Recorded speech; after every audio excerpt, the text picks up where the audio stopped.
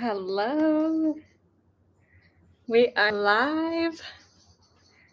This is my first ever live on YouTube. Oh my God, we already have people. I didn't even know how to start this. I was panicking for a minute, but I trusted. Can you guys hear me okay? Because I'm not sure if my mic is connected properly. Let me know in the chat if you can hear me. Yes. Hello. Amazing. And you know what? I thought I'm going to do this live inside. Why not? I'm just going to stare down my top for a second. Inside of the Spellcrafter group, because this is so pertinent. So today we are going to be doing a black moon ritual to release the witch wound and to reclaim your power, step into a new story. And today, the reason we're doing this today is because it is a black moon, which is a rare astrological occurrence that happens every 3 years, which basically happens when there's 2 new moons within the same month. So I scheduled this ritual. I don't normally do lives. I don't normally schedule anything in the evening, but I wanted to do it while the moon was coming in the sky. So it is dark here in New Zealand. If you're watching this on East Coast, so US, Canada, you can repeat this ritual tomorrow if you'd like, or just calibrate to it with me today. Now, I did not prep you guys with the materials for this ritual, but I'm going to be leading the procession, so you will. So I've got everything that's needed. You don't really need anything except for a pen and paper. So if you want to go and grab that now, and also a lighter and a bowl to burn things in, so you're not burning down your house. So you want to have a pen and paper, a lighter, and a burning bowl. Now, let me explain to you some of the things going on here. I got so excited prepping this. Hello. Okay, great. People can hear me. Awesome. So let me explain a little bit about the situation. So I have had the most delicious serendipitous experience scheduling this ritual. It came to me literally 2 days ago. I woke up and it was this massive download. I don't even know where it came from. I don't even know how I heard about the black moon. But as soon as I heard about it, I was like, yes, full body, yes, I'm going to do a ritual for this. Didn't know what I was going to do for this ritual. Didn't know what the intention was. And then it was almost as soon as I made that decision, again, another sort of full body realization that it was going to be about the witch wound. So last month I did a workshop called Spellcrafter, and I choose ceremony. And I will post a link for that later on for those of you who have not participated in that. This was a beautiful 3-part ceremony where you are changing the stories to essentially shift the circumstances of your life. And I noticed a few times that the witch wound came up with individuals, with people participating. It came up enough that 2 days ago, it was a full body yes. And it's not something that I personally have spent too much time dwelling on, the witch wound, but it was guidance. Let's just call it that. Didn't know what ritual I was going to do. Just kind of knew the theme of it. Went and promoted it. Had 50 people register within the space of 24 hours, which has been really, really cool. I also decided to do YouTube. I have no idea why I decided to do that, because I've never done any lives on this platform ever. But I just followed my intuition the whole time. And even yesterday, up until today, yesterday, I knew that I was going to do a ritual about the witch wound, but I knew what I wanted to share about the witch wound and the fears and how these manifest in your life, but I didn't really know what the ritual was going to be like. And if you've been in my world for a minute, you know that I sort of don't really plan things out that much in advance. I sort of just rock up to calls and I just channel whatever comes through. And that's usually playing off people's energy. But today, I got a lot of guidance with that. And what came through was the goddess Hecate. So if you guys have heard of her, she is a Greek goddess. She is the mother of witches, the mother of magic, and she is also a goddess of power and abundance. And so we are going to conjure her into today's ritual. And as I began to prepare for this ritual and gather the materials, it's been a really beautiful experience for me to do this because I didn't know too much about this goddess. I haven't worked with goddesses that much or gods that much in the past with my rituals. Um, and as I began to research her a little bit, I realized that a lot of the Greeks would give her offerings of willow branches. So I have a whole bunch of willow branches here. And if you've read my book, Magic Source Codes, you will know willows mean a lot to me. The willow tree has a huge significance to me. It is the reason I bought my home where I'm at now. And when I was in deep suicidal thoughts, I created an astral plane in my mind where I would go into this land, this astral planet that I created that had lavender fields and two suns in the sky, and then a giant willow tree. And there was a tortoise sort of shaman living in that tree. So I talk about that in my book. It was quite weird. But the willow means so much to me. And as I was researching this goddess, Hecate, and how she is associated to willow branches, amongst other things, witchcraft and magic, it was just, of course, of course. It was as if magic had been speaking to me through the willow, through time. And I only caught on to the message now. So I've had so much fun planning this ritual. Now, actually, before I go into the altar and the setup, and then before we kick into today, let me talk to you a little bit more about the witch wound so that you know you're in the right place, okay? So, by the way, if you feel okay, so I'm live on Facebook. So if I'm not looking at you, I'm also on YouTube, just FYI. But if you have felt that you are living with the witch wound, let me know in the comments how this has manifested for you. How is this showing up for you? Now, what I have observed and what I have experienced is that, firstly, it's important to note that this is not exclusive to just women. This is something that also men can experience because you are reincarnating or you are coming into all things, all genders, everywhere, all at once, right? And so this is a collective experience. It's not just women who have the witch wound. So that's really important. So if you're a man, say hello. It's great to have masculine energy for today's ritual. I firmly believe that the double helix represents the feminine and masculine energy, and that it is the collaboration and the balance of both that co-creates really magical things on this reality. So welcome to everyone. Now, the witch wound typically is felt or manifested as a fear of visibility or a fear of being seen, a fear of your power, essentially, a fear of your gifts. And so this might look like, in today's modern world, what this might look like is that you get so anxious when it comes to posting on social media, attention or visibility So maybe you're posting things and then deleting because you're really afraid of judgment.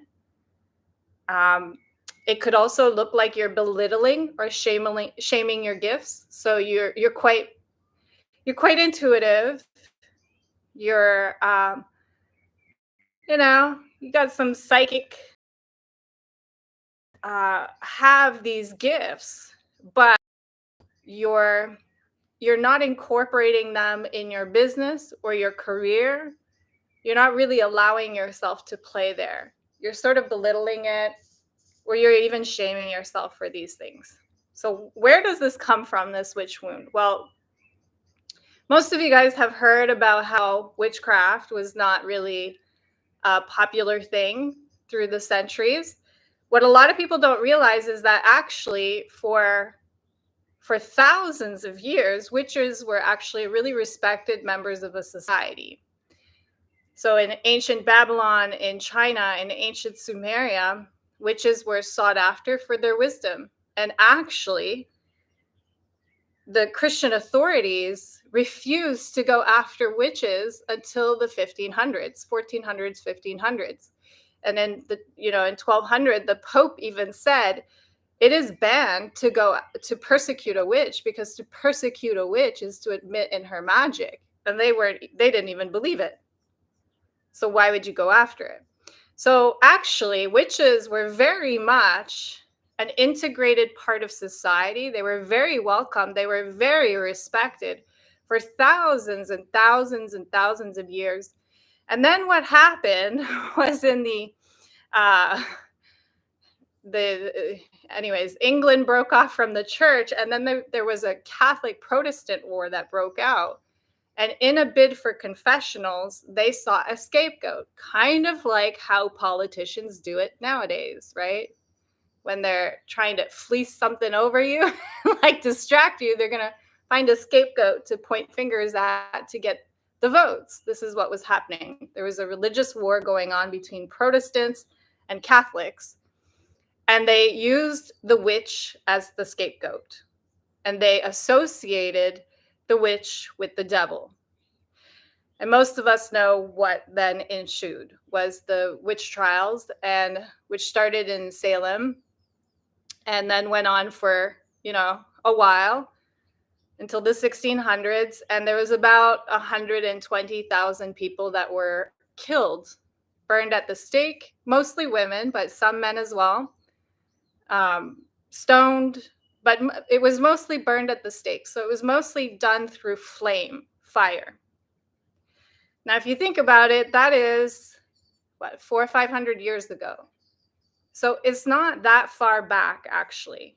It's still pretty fresh. And it was, 150,000 people in the 1500s was a significant amount of people. So it affected a lot of individuals.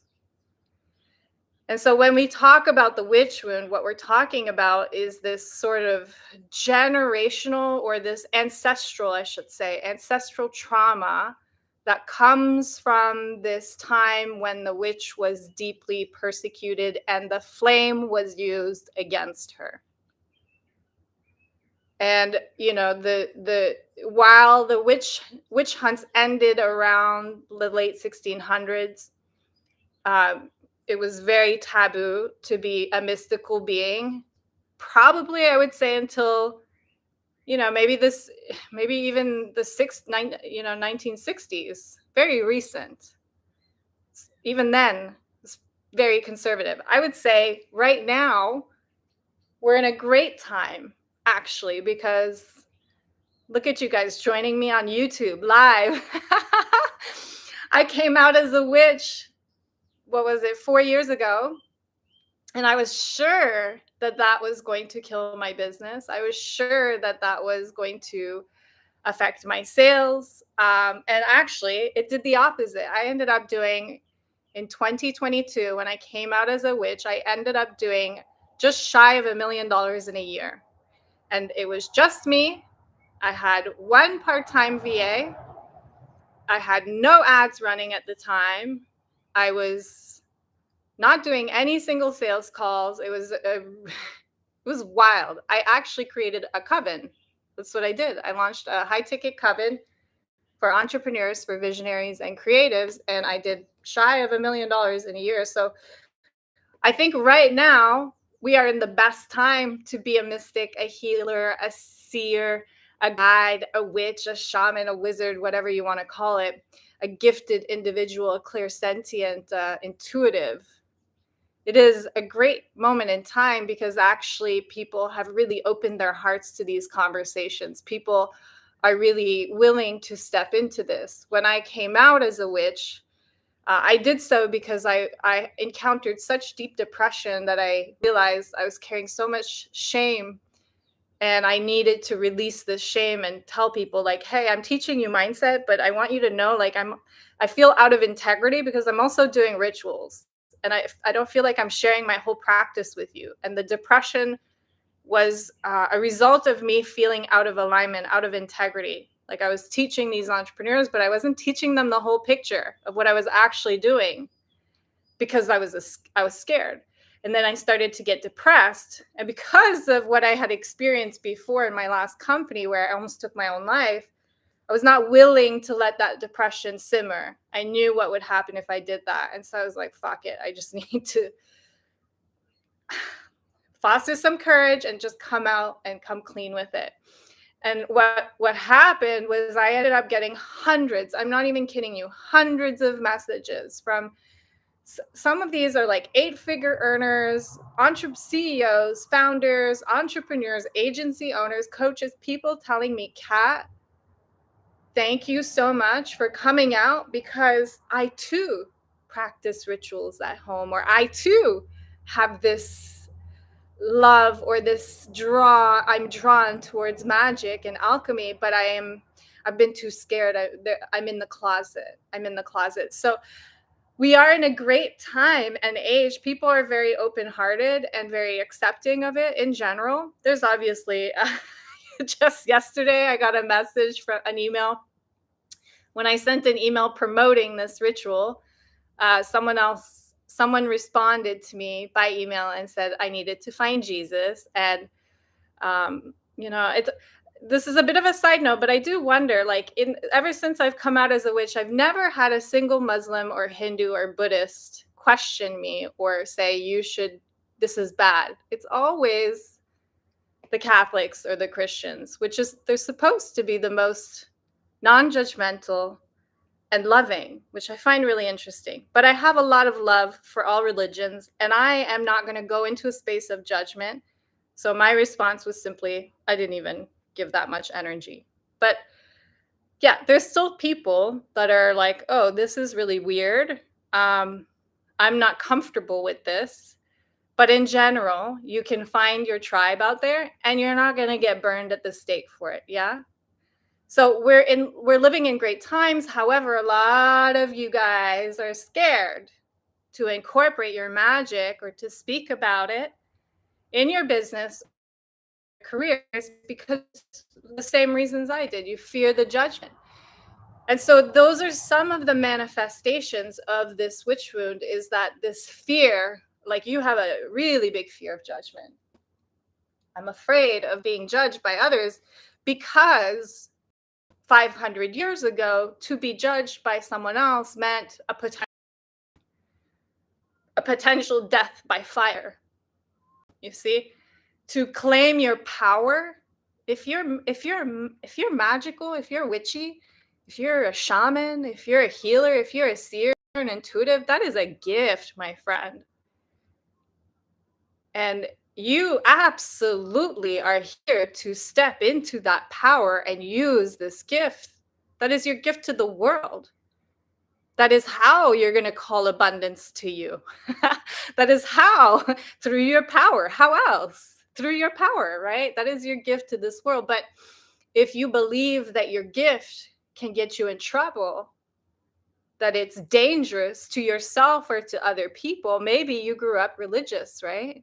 And you were told that this was really bad. This is a really common one. I get a lot of mystics that come to me that are ex-Mormon or they were raised in very religious structures, but they're super witchy inside. And for a long time, they really feared their gifts. They feared that if I play around with this, I'm going to awaken some spirit, and then like I'm going to get cursed and the devil will come after me, right?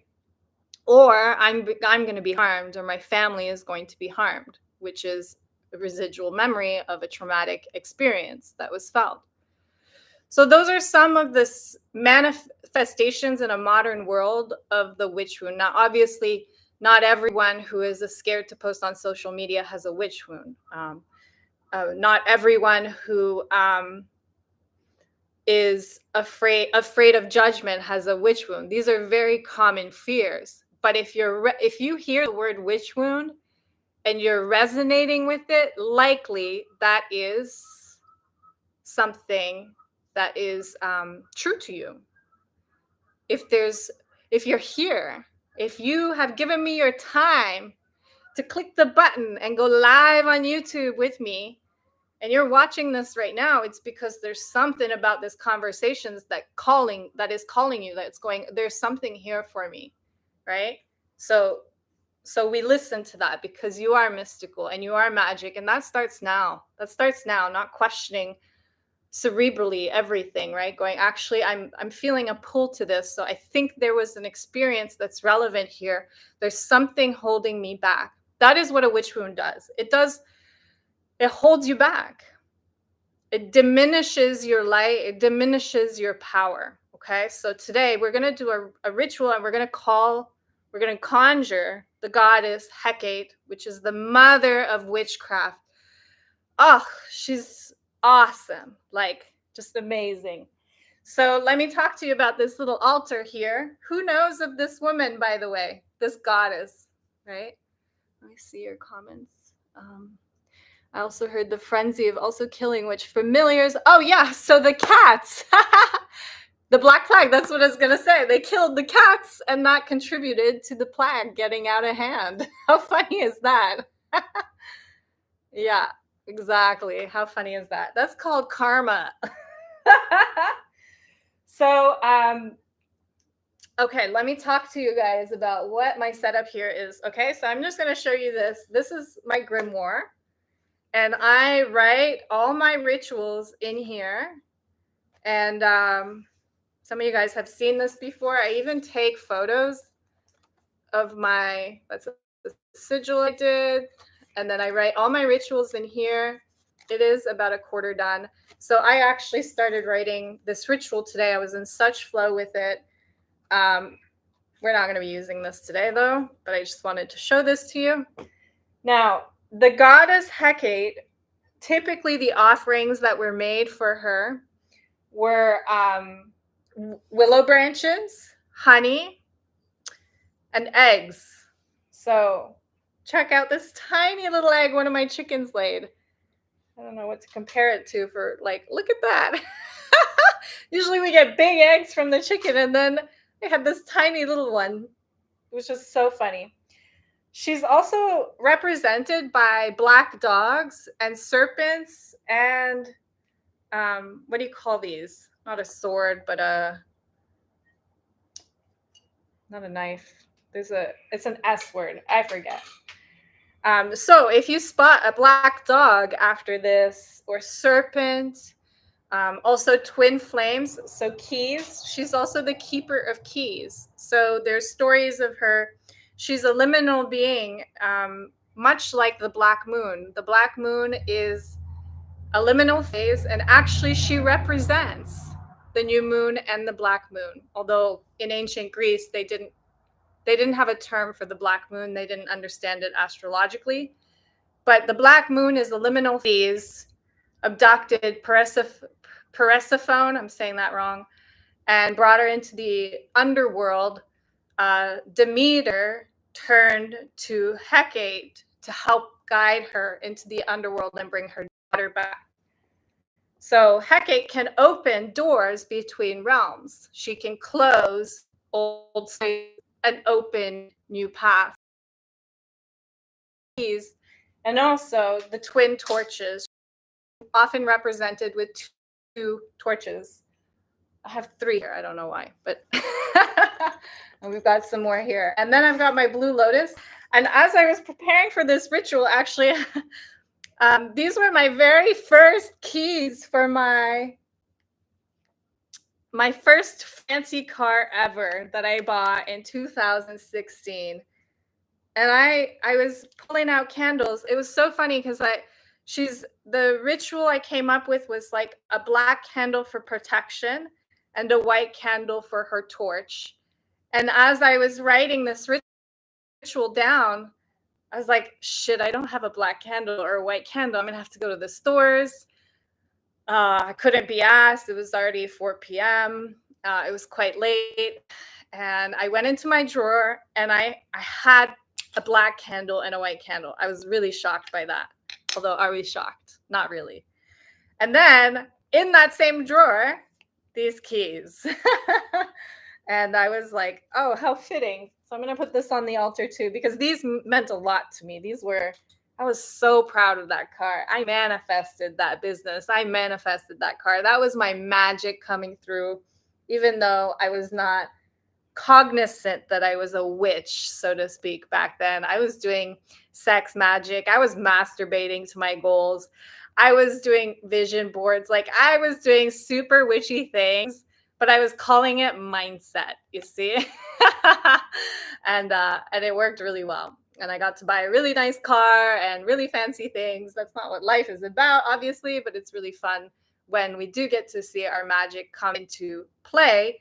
And how cool that the goddess that we're going to be working with tonight is just so happens to be not only the goddess of power, of liminal phases, the goddess of witchcraft and magic, the goddess of the black moon, but also a goddess of abundance. She is a goddess of abundance. So as you step into your power, what will happen is, of course, you're going to invite more abundance towards you. That is a natural side effect of that. Yeah.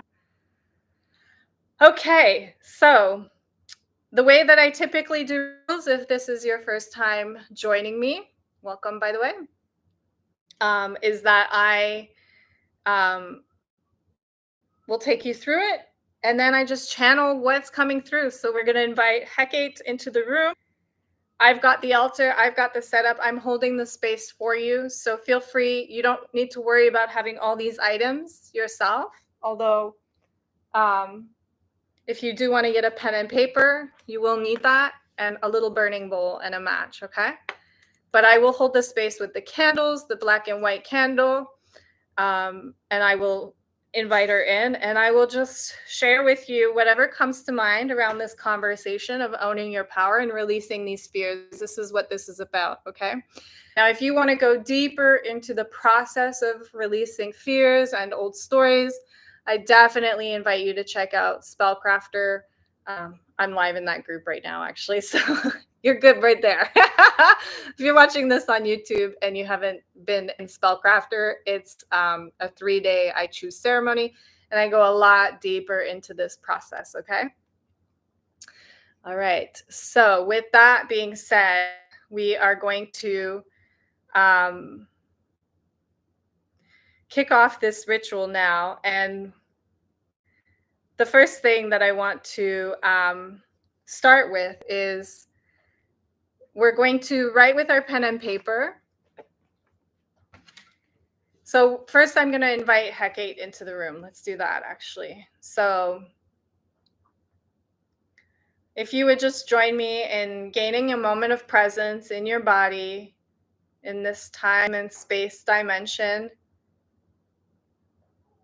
and just extrovert your perspective, no matter where you are in the world right now. Above us, not that far away, but above us, is a big black moon in the sky. We have entered a liminal phase, astrologically, a crossroad where we are going to enter a new space and close the door on a story that no longer serves us.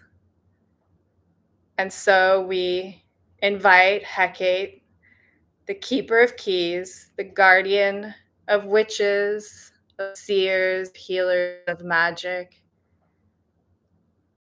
to join us in this rite tonight to help us face the fears that have been holding us back and to reclaim our power.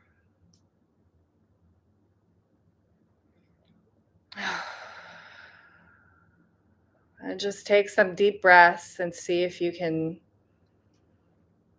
center yourself into a space of power. And you may not feel it totally right now. That's okay. This is what we're going to do. And so, one of the first things to creating transformation in your life, be it a fear of visibility, a fear of being seen, a fear of being judged, a shaming of your own gifts, those things that we are letting go, the first step is always to name. Well, I call it the red. Name the red, but name the fear in this case. Name the fear or name the wound. That is the name. That is what we're calling it this time. Name the wound. Because you cannot transform what you do not understand. You cannot change or move towards if you do not know where you are on the map. And so before we can alchemize the fear and reclaim our power, we need to understand this wound. And so I want to invite you to grab your pen and paper, and I want you to write down, I want you to name the wound. You're here because you resonated with this. There is something about this workshop title that you're like, that's a little bit of me. Why? Why do you think you have the witch wound? And how is this affecting you? How does this feel? And so let's take a couple minutes, and I want you to grab your pen and paper and write it down. I'm going to pour myself some Blue Lotus tea, my little dragon teapot. I love dragons. And those of you guys who were on my last ritual, I talked about making my own paper to write. This is papyrus reeds. So I'm going to try to figure this out round 3. Okay. I'll shut up for a minute. Just a minute though. So write the wound.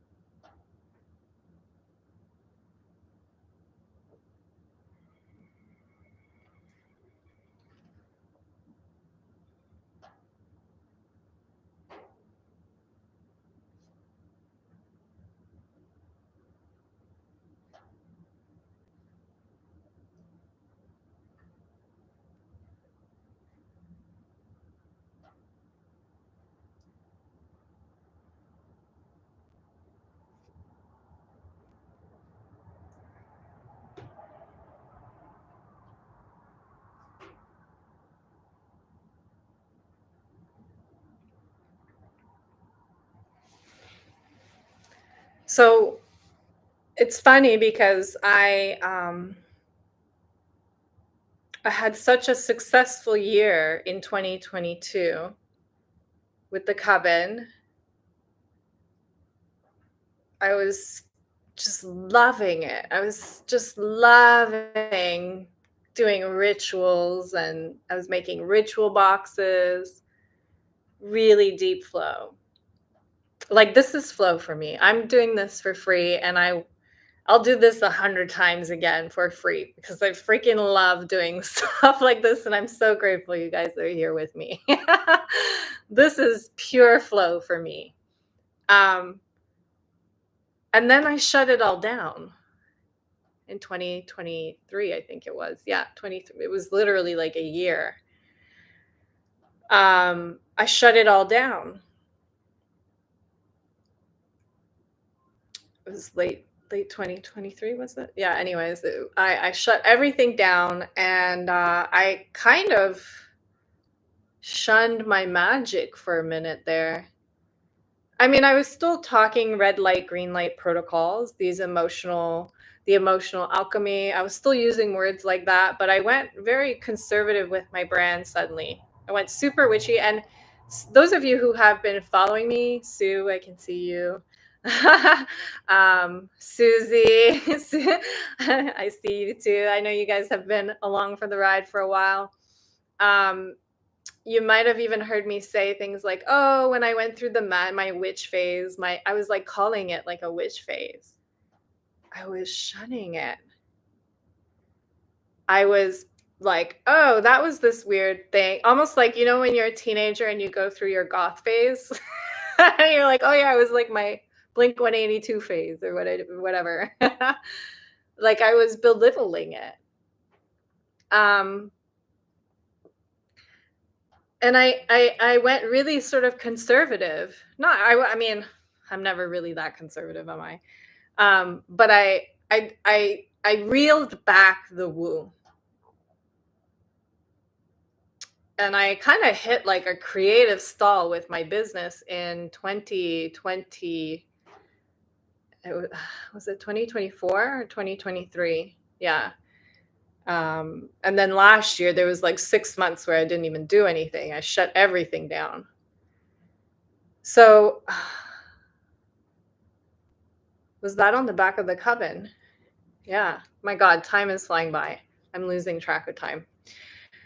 Um, yeah, I just hit this really big stall with everything. And when I look back at, obviously now, as you can tell, surprise, surprise, I'm like deeply witchy again. My content has become a lot more witchy.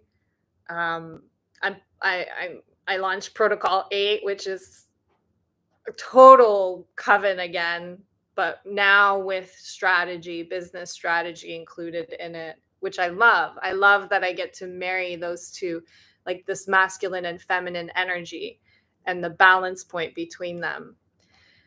So I'm grateful for the experience because I have found and I've landed somewhere that feels like home, and I'm in flow and I'm really excited. But yeah, I do go, huh, that's interesting how I like really started to shun my gifts. And, I think a part of that was that I was um, very vocal on my social media, and I was getting not all the time, but I was getting, the you're going to go to hell.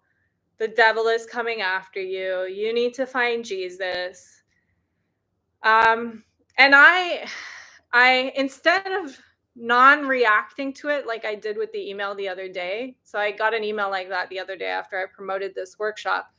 And I honestly just sent her love. I was like, I hope you find love and non-judgment, because I now know when someone is judging, they're experiencing judgment in their lives. You're only going to judge if that's an experience that, like, everything mirrors you, right? So if someone is hurting you, or someone like that's because they're fucking hurting. Like they're far from love, right? They're in total judgment themselves. But I don't think I took that approach 3 years ago. Instead, I started to judge back. I started to mock and I started to create memes about religions and Jesus, and they were doing really well. I got really high engagement. I thought it was really funny. But there was definitely an energy of like, well, fuck you. You're judging me. I'm going to judge you. Look at your Jesus now smoking a joint. And I was triggering some people massively with these memes. And again, because I went into that energy of like, well, fuck you, I'm judging you, I opened myself up to be judged or to be affected by judgment. If that is that making sense? Right? Um and it affected me. And I shut it off. I was like, "Oh yeah, no, we're going to go a bit more cerebral, a bit more conservative with this." I don't think I understood it like that back then, though. I don't think I wanted to admit that back then, that I had been doing that and that it was my fault, you know? I think I just said, "Oh, I lost my flow." Life. I think that's what I said. I'll have to watch the videos, but it was something like that. Um, so I was not consciously aware that I was fearing judgment. The fear of judgment for my magic was why I was pushing away my magic. Now, was that necessarily a witch wound? No, I think that was more self-inflicted. Like someone judged me. They said, "Go find Jesus," and I said, "Fuck you. Here's your Jesus with a joint," and then I ran with that. But it has the same energy.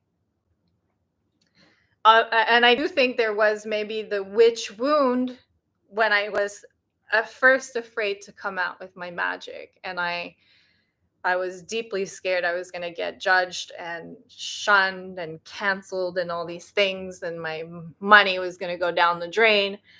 And actually, what happened was the total opposite. Isn't that amazing, right? The fear is the voice of deception. Fear is the voice of deception. Fear does not expand, fear contracts, right? And so, have you named the wound? Name the wound, because it's going to be an energy of fear. Fear that my power is going to hurt others or myself. Fear that it's either going to be fear or shame, right? The witch wound. Might even be fear of fire. This is why I wanted to do it in front of the fireplace tonight. Let's get this puppy going. Oh, I almost burned myself in the candle. But we ain't scared.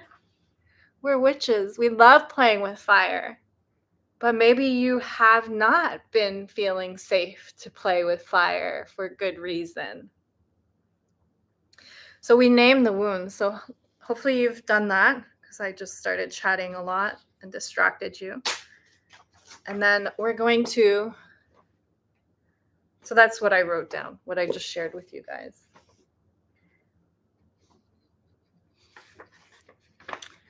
And I think it's funny because actually, what was the ritual I did?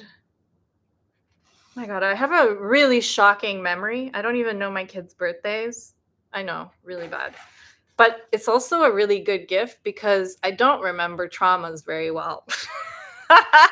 So I possibly have a very active witch wound, but I just don't really remember. I don't remember bad experiences that well. I've had a lot of trauma in my life, but I have really bad memory. And maybe I think that's a story I've been telling myself, but I haven't bothered to shift it because I know it's also serving me really well, because I know that I don't get hung up on things in the way I've seen a lot of people do, because I just simply don't remember. How funny. I'm like, what was I talking about? I don't remember. Right, the last ritual. What was the last ritual I did? I went live. Oh, fuck. Anyways, I went live. Okay, I forgot. um, it was about the visibility. Yeah, I went live, and I remember while we were going through visibility, and that's a word like there's crazy when I say this to people because it sounds like ego because you a lot of you guys are seers and intuitives. I know, Liza. I know you know that about yourself. I know you know you're going to meet your guy and the time, you know roughly the time frame. Like you just know. It's not even that I desire that. Like it's not like I really want to get married. It's just I know because there's like this image that's been showing up in my head and I just know. And I have that around visibility. Like I just know that it's either my work. I don't even know how, but there's gonna be a lot of visibility around me in a positive way, not like a cancel culture way. I don't know how, I don't know what it is for. I'm guessing it's gonna be my work or my books or something like that. I don't know the time frame around it. But I've had a lot of like fears around that too. And that has sometimes manifested in like pushing, belittling, begrudging social media, not wanting to, like getting frustrated with it. Um, and that's only become, I've only gained conscious awareness of that since the last ritual that we did. Oh, it was the I choose ceremony ritual. It was for Spellcrafter. We did a ritual following the 3 days. So, and I spoke about visibility in that. The just knowing keeps things exciting. Yeah, let me know if you've ever just known.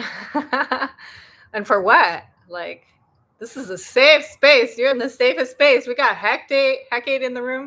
I'm saying her name wrong. Good start, Kat. Okay, so you've got your paper, tear it away. The wound. We've named the wound. We build awareness around it. You see how like I'm talking about I gained awareness around visibility. What was this, like 2 weeks ago? Maybe even less, a week ago, and now there's even more coming through around it, even more awareness. So sometimes we don't have the full awareness of the witch wound or the fears or the shames, but we have an idea maybe of something that's manifesting, a frustration in some way, and just placing our awareness on it can often help us to gain, this is what when we were doing Spellcrafter, this was one of the things that I got a lot of feedback from, was people saying, oh my God, after day one, I started realizing this thing that happened in my childhood was the reason that I was doing this, like things that people had never connected.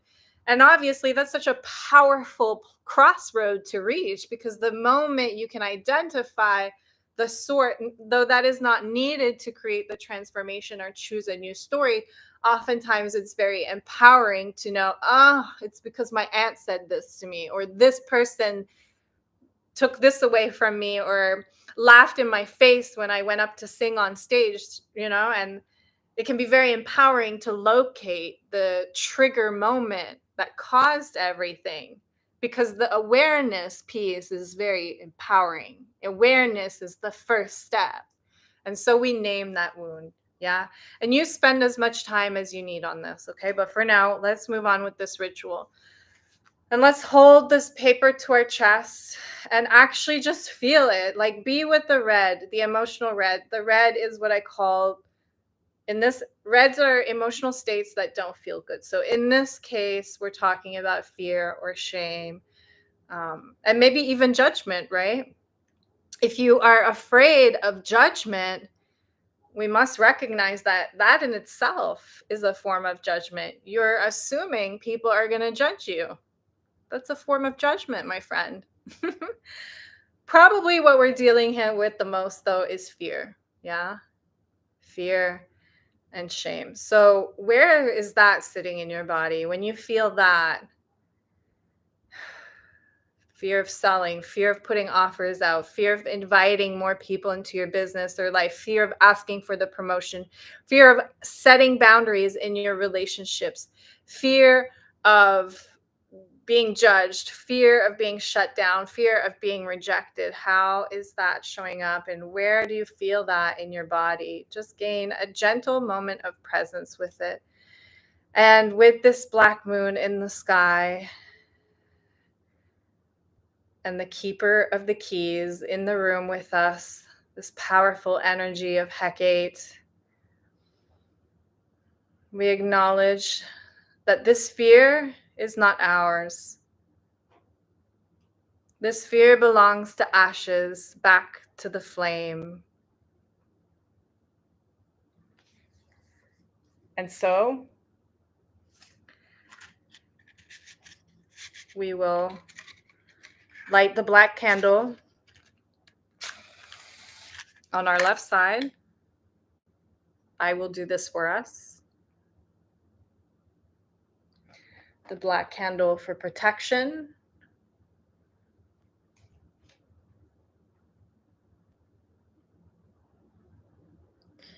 And we will burn this story, this identity. Now, a lot of us have different beliefs in this room. And I'm not claiming to know much about much. Personally, I believe that all things can be true and false. All paradigms can exist. Sometimes I get a funny feeling we're in a simulation. Like code, DNA looks very much like coding. And we're living in a day and age when people are very upset if you change your avatar halfway through your life, with everything that's happening with the trans movement. People get really upset. But if you're in a simulation, like, okay, watch kids, they're always doing that. I digress. But here's what I'm trying to communicate. Here's what's coming through for me. Here's a message Hecate wants you to know. You're so powerful that you're actually all things and everything, everywhere, all at once. Maybe you've felt moments like that before. Certainly, I've had experiences of this. I've had experiences of this on psychedelics. And then I've also had experience of this sensation just naturally. Just moments where divine light is hitting me, the sun.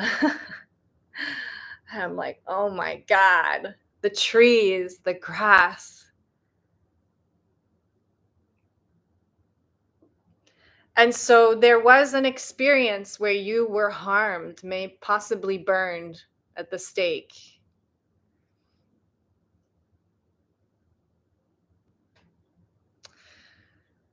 And this experience is showing up for you in this timeline as a contrasting experience.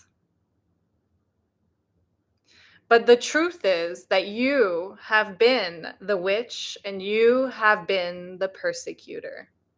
You've been all things.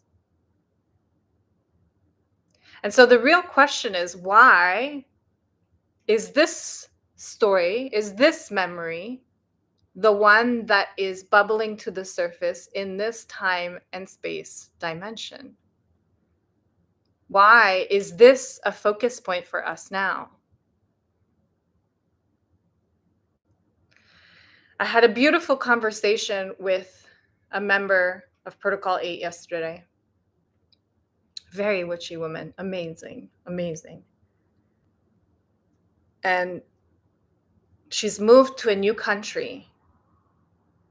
In this country, she brought this up several times during our call, so I gently pointed her awareness to this. Hey, I don't know what this means for you, but you've mentioned this like 6 or 7 times, so it's obviously playing on your mind. And when she's referencing this country that she was guided to, she was actually doing sex magic and learning how to follow her desires, her feminine energy, and her energy was telling her move to this country. And then she moves to this country and she's like, oh my God, it's so patriarchal, it's so masculine, it's so like rules and regimented, and I'm suffocating, and my witchy side has just drowned, and everything's gone to shit basically. And my invitation from that conversation was to go, well, sometimes the best way to build confidence is to face rejection. Bullies are really good at that. They'll either take you down, right? You can let what a bully says affect your self-worth and your confidence and your happiness and your joy in life. Absolutely. That is one crossroad and one path. But also, rejection is a fantastic way for you to really stand your ground and know what the fuck you want and move forward with it. How do you build confidence if not for an obstacle? If not for a problem to solve? Isn't that how we become naturally confident? Like, someone asked me this the other day, can you fake confidence? Can you fake it till you make it? And I think at the beginning you have to. It's really fucking hard to do that because it's wobbly confidence. It feels like, but then as you solve more problems, more obstacles, I did it. Like there's nothing quite like you encounter an obstacle and you're like, okay, gonna get through this. How do we figure this out? How do we do this? How do I change the bloody tire on this car? And you YouTube it or whatever, and you change it and it works, and you're like, oh my God, I just did that. I just did that. Like I talked in the last money magic I did, not this year, but the one before, I talked about how after I shut everything down for 6 months in my business, lost my flow, lost all the down, it was my gardening. That was one of the big reasons that I connected back to my confidence and my flow. And it wasn't just that I was seeds in the ground and kumbaya, Mother Earth. Like that is very holistic. That is very good. But it was actually, I talk about this in Money Magic. It was actually because I was in courage. I was problem solving in my garden. I was running out of cash. So I had no money to buy many supplies with. And I was like, okay, I need mulch. I need to build for my beds and soil and all these things, and I don't have money. Not to spend on this stuff anyways. And then I was also like learning how to use a chainsaw and building things and using power tools that I've never used before. And the act of problem solving, using the resources, the capacities that I had at my hand, it took me to another level with my confidence. Do you guys get what I'm saying? Is that making sense? So sometimes as in all times, because you see, if you're all things everywhere, you are source, you are universe, you are Hecate, you are the goddess and the god, you are the witch and the persecutor, you are all things. To the soul playing the simulation or playing this game, either the yin or the yang is either or. It's all play. To the human, of course, it's not all play. To the human ego, it's not all play. The dark is difficult. It is a suffering, right? It is hard. But this play of this duality is, the light is created through the darkness. Your magical skills, your magical abilities are sharpened through the opponent, through the obstacles. Not because you never faced anything like that. Not because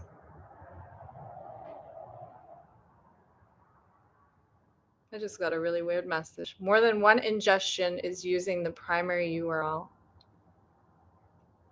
What the hell is an ingestion? Thanks, YouTube.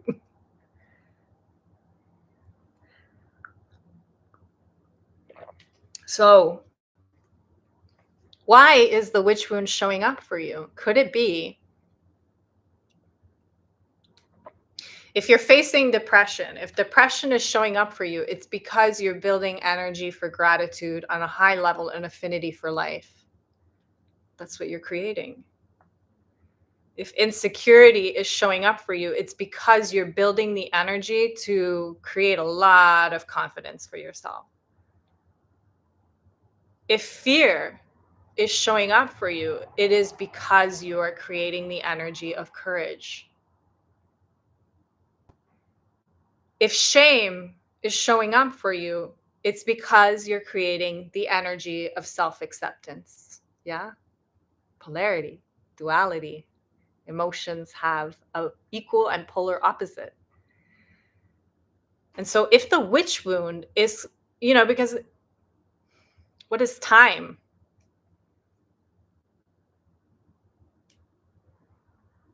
You've reincarnated all things everywhere a million times. This is why I don't really believe in cultural appropriation, by the way. It's not a popular opinion nowadays, but that if I've reincarnated a billion times, how can I be appropriating something? I am not. That is me. I am the fucking shaman.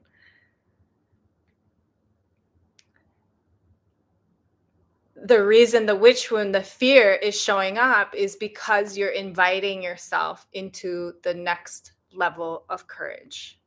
But what you must recognize is that same as what I was speaking to, right? She was in a country that she had been led to intuitively through her magic that felt like oppression. Why am I? And then it's almost like, what did I do to myself? Oh my God. Something's broken about me or my magic, right? Well, what a fantastic way to really expand that witchy feminine energy under those premises, right? Because they probably could use a lot of that. If it's a very staunch conservative, that's probably why you're there, because they need you. They need your magic. You're not there because they're there to suppress you and shut you down. It's the opposite. You're there to shine your light and lead the way and help them recalibrate, right?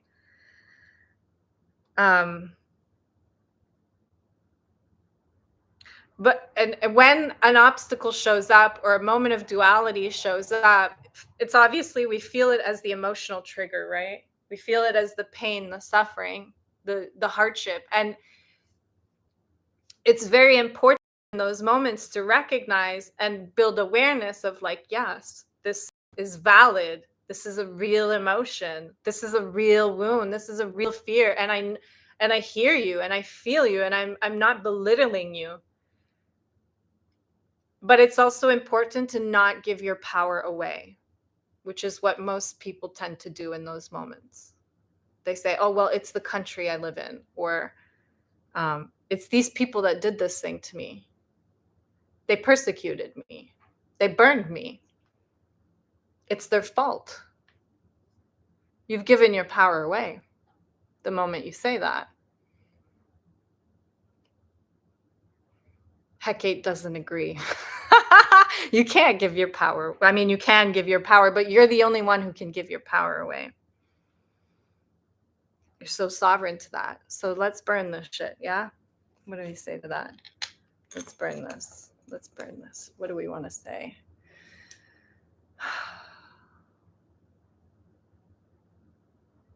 Okay. Hecate, keeper of flames, guardian of witches, help us to release this pain, this fear, and reclaim our new story. Hecate, we call upon you to restore our power.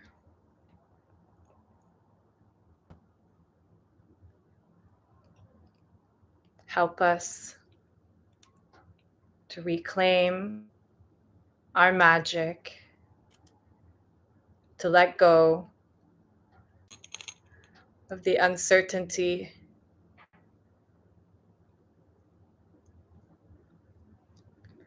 if you're with us in this room tonight.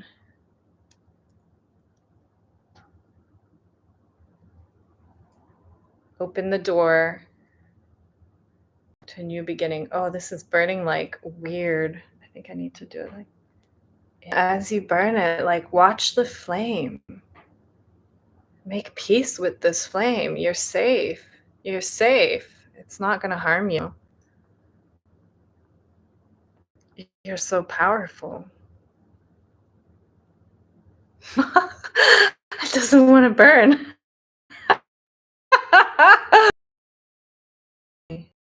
Burning. We're done. And we are going to light the white candle now. The white candle symbolizes her torch. She is the keeper of twin flames. And so she's going to guide with her light into a new story for you, a new path. And as we burn this white flame, we invite Hecate to a new door, a sacred magic, where we reclaim our power, where it feels very, very safe to do this. Guide us on this path. Follow us as we walk crossroad, and we close the door on the things that have been, that no longer serve us. We release the fear, we release the shame.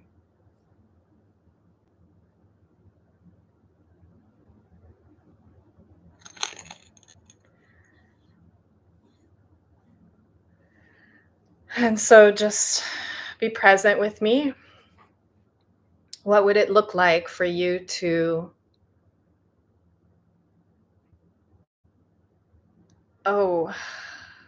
use her torch, close your eyes, imagine her torch in this crossroad. What does it look like for you to experience true freedom and power without fear that show up in your life?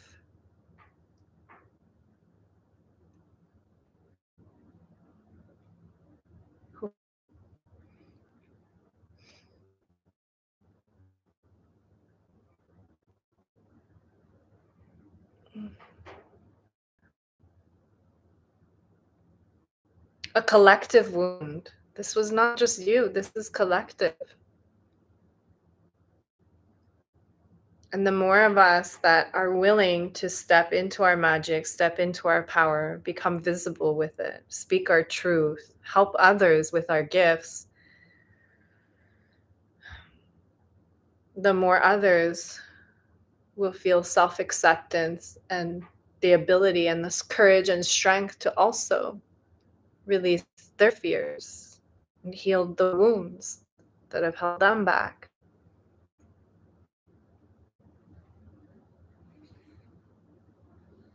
Walking with you side by side are your ancestors, this goddess, and all of us collectively in this ritual tonight, or today, wherever you are. And above us, a beautiful black moon, the new moon, a time, the black moon, representing the hidden, the subconscious, the unknown, changes and rebirth. This is what we've done. this is what we've done. I love rituals because they're so tactile, but they really, for me, they pull me in emotionally. They deepen the enchantment. And so the next step would be to take these ashes that you have of your paper, and just like an obituary, just like a burial, to bury it in the soil, in Mother Earth. You don't have to do that right now. I will probably wait till tomorrow because it's quite dark right now. And if you are using the candles, I would recommend let them burn through, but also you follow your magic, follow your intuition, trust yourself. This is the moment where you open that door and you start to trust yourself, and you know that it's safe for you to do that. Would anyone like to share your thoughts with me before we wrap this up? What did freedom without fear look like for you? What did you experience tonight?